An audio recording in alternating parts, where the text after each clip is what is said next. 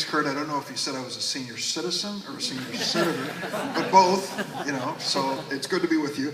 Glenn Pichard, always good to see you. My former colleague and friend and president of a great university and a real leader for Southern Illinois. Thanks for all that you've done and all the years working with our office, too.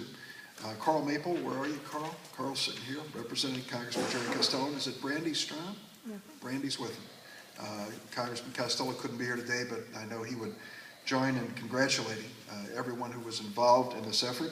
Barry Cooper is the Great Lakes Administrator for the Federal Aviation Agency. Barry, thank you for coming. And a good, close friend for many years, Susan Shea, State Director of Aeronautics. We're glad that you're all here today. I suppose this was an answer to a prayer. The buildings that served this purpose were stretched a mile apart, 25 to 40 years old, some of them pretty run down, when you all decided that you'd get together and try to make an application for some federal help to try to build a new building that is not only modern, in the right place if it's ever needed for emergency equipment, but energy efficient to save some money for the taxpayers in the long run, and with a backup power generating unit, which the other buildings didn't have. So this really is a modern facility, 21st century modern facility. I thank the architects, the engineers, the construction company, and everybody for the excellent job you did. It's a beautiful piece of workmanship that brings us all together today. Total cost is about $2.7 million for this undertaking, and about $2.3 million came from Washington, and I want to tell you where a chunk of it came from. An earmark. An appropriations earmark. $800,000 that I put in an appropriation bill in the last year they let us do that. Proud to do it, proud to stand here and say it right out loud, because that $800,000 is being well spent to make sure that this is a safer airport and to make sure that it has a bright future.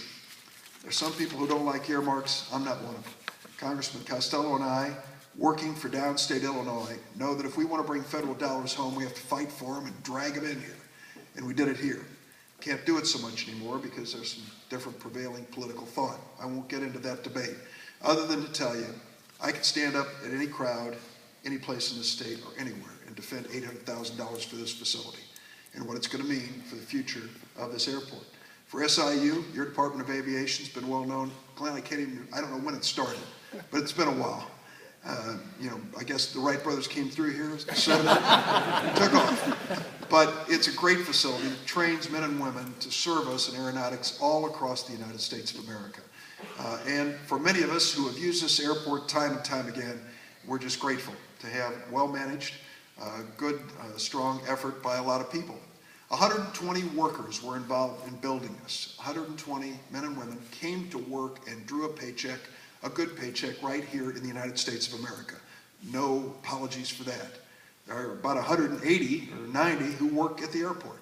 So this really sustains a lot of jobs in a time when we're all thinking about it. How are we going to keep our jobs, create jobs, and create an environment? This investment is going to help make that possible.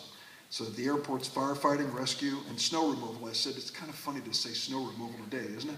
But it's all of the personnel can be centralized here and can work together. It'll create jobs, and more importantly, it's going to make sure that a great airport continues to be a great airport. Thank you.